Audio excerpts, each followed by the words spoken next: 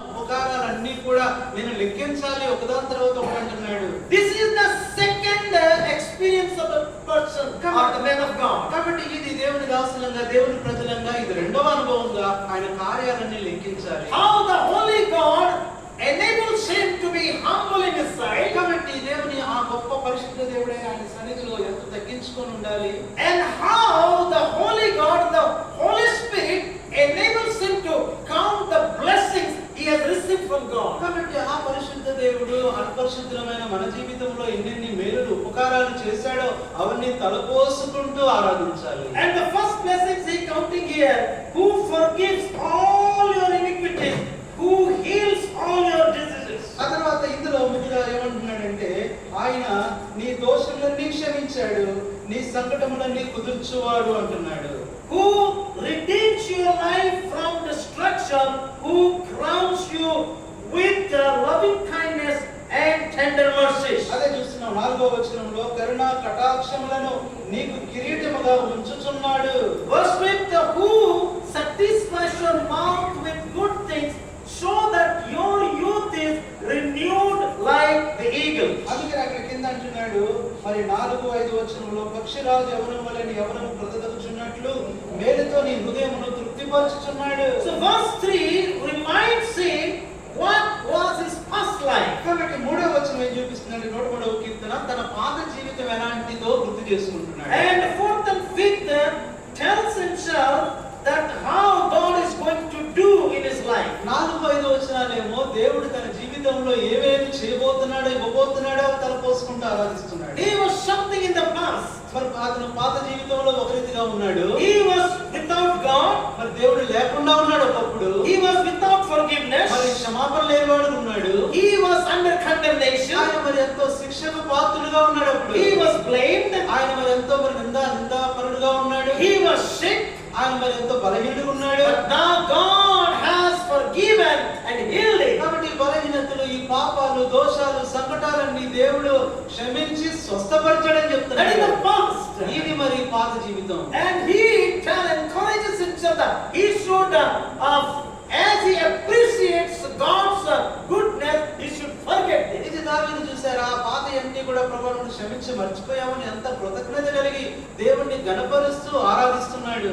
And he should not forget what he has done. కాబట్టి ఇక్కడ అంటున్నాడు, నా ప్రాణమా నువ్వు ఆయన చేసిన దాంట్లో ఏది మర్చిపోవద్దు. What he was, he should forget. కాబట్టి ఏదన్నా ఆయన చేశాడంటే అది మర్చిపోకూడదు. What he has received, he should not forget. కాబట్టి మనం ఏదైతే పొందామో అది మనం ఏమాత్రం కూడా మర్చిపోకూడదు. Do you follow me? మీరు This is the అర్థమవుతుందా? personality. If somebody in the presence of the Lord, he will forget what he was before coming to God. ఇప్పుడు ఎప్పుడైతే దేవుడి సందుకు వచ్చేటప్పుడు మనం పాత జీవితం ఏంటో ఎలాంటి వాళ్ళమో అది మర్చిపోవాలి. దేవుడు చేసిన కార్యాలు ఏంటో అవి గుర్తు And చేసుకోవాలి. after coming to God, what God has done to him, he should not forget. అది ఎప్పుడైతే మన దేవుని సన్నిధికి వస్తామో ఆయన మన జీవితంలో ఏ మేలులు కార్యాలు చేశాడో అవి అసలు మర్చిపోకూడదు. If somebody does this too, కాబట్టి ఇది ఎవరైనా చేసినప్పుడు he is really worshiping అది God. నిజమైన యథార్థమైన ఆరాధకుడై ఉంటున్నాడు. So since there is no time, let us read one more verse. We all know Isaiah chapter 43, కాబట్టి ఇక్కడ మరి తక్కువ సమయం ఉంది కాబట్టి మరి ఇంకొక మాట చూస్తాం. యెషయా 43 19 and 18 and 19. కాబట్టి యెషయా గ్రంథం 43వ అధ్యాయము 18, 19 చదవండి ఎవరైనా. Isaiah 43. వాటిని జ్ఞాపకం చేసుకోండి. పూర్వకాల సంగతులను తలంచుకోండి. ఇదిగో నేను ఒక నూతన క్రియ చేస్తున్నాను. ఇప్పుడే అది మొదలుచును. మీరు దాన్ని ఆలోచించరా? నేను అరణ్యపు త్రోవ కలుగ చేస్తున్నాను.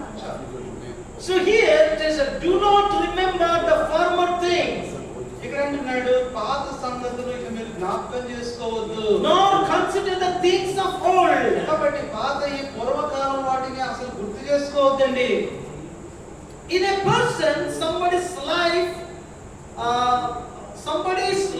has two levels. కాబట్టి మనం చూసినట్లయితే ఒక వ్యక్తి జీవితం అనేది మరి రెండు విధానాల్లో ఉంటది. BC and AD. అంటే ఒకటేమో క్రీస్తు పూర్వం, రెండోది క్రీస్తు శకం. BC should be forgotten. కాబట్టి బీసీ అంటే మరి పూర్వం జరిగినవన్నీ కూడా మర్చిపోవాలి.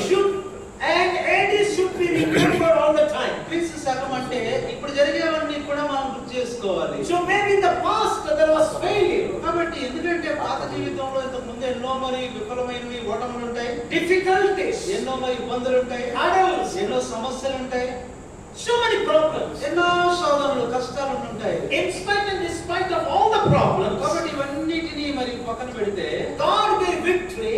కాబట్టి దేవుడు మనకు విజయం ఇచ్చాడు. After coming to His presence, మరి ఆయన సన్నిధికి మనం వచ్చినప్పుడు He started giving success. కాబట్టి ఎప్పుడైతే ఆయన సన్నిధికి వస్తామో ఓటములన్నీ పోయి మనకి విజయాన్ని ఇవ్వడం He ప్రారంభిస్తాడు ఆయన. started adding blessings. కాబట్టి ఆయన ఆశీర్వాదాలన్నీ కూడా మనకి ఒక్క తర్వాత ఒకటి ఇస్తానే ఉంటాడు. He started doing new things. కాబట్టి ఆయన నూతన కార్యాలు చేస్తా ఉంటాడు. That's why we need to thank God. దాన్ని బట్టి ప్రభువును మనము స్తుతించాలి, ఆరాధించాలి. I don't know what kind of experiences the church had. కాబట్టి అసలు సంఘములో మనం ఎలాంటి అనుభవం కలిగి ఉండాలంటే And for last 1 year, 365 days and maybe 6 hours, they went through so many things. కాబట్టి 365 రోజులు కూడా సంవత్సరం అంతా ప్రతి గంటలు కూడా ఎన్నో పరిస్థితులు గుండా ఎన్నో విషయాలు కూడా మనం వెళ్ళుంటాము. Maybe you had difficult times. కాబట్టి ఎన్నో కష్ట సమస్యలు ఎదుర్కొని ఉంటాం. What you expected did not happen. ఏదైతే అనుకున్నావో అది జరుగుండదు. How the church should be, it did not happen. కాబట్టి It did not happen. సంఘము ఏదైతే అనుకుందో, సంఘం ఆశించిందో అది జరుగుండకపోవచ్చు. Whatever expectation did not come to fulfill. కాబట్టి ఏదైతే మనం ఊహిస్తామో అది నెరవేరకపోవచ్చు. And slowly days are gone by. అలాగే దినాలన్నీ నిదానంగా తరలిపోతూ ఉంటాయి. And still He has given another opportunity. అయితే ఒకటండి, అయిపోయింది కానీ మళ్ళీ దేవుడు ఇంకొక అవకాశం ఇస్తాడు ఇవన్నీ చేయడానికి. Now for this legal history, కాబట్టి ఇక్కడ ఈ విషయంలో ఏం చెప్తున్నాడంటే, behold, I will do a new thing. Now it shall spring forth. Shall you not know it? అదే అంటున్నాడు యెషయా గ్రంథం 43:19 చూడండి. ఇదిగో నేను నూతన క్రియ చేయుచున్నాను, ఇప్పుడే అది మొలుచును, మీరు దాన్ని ఆలోచింపరా.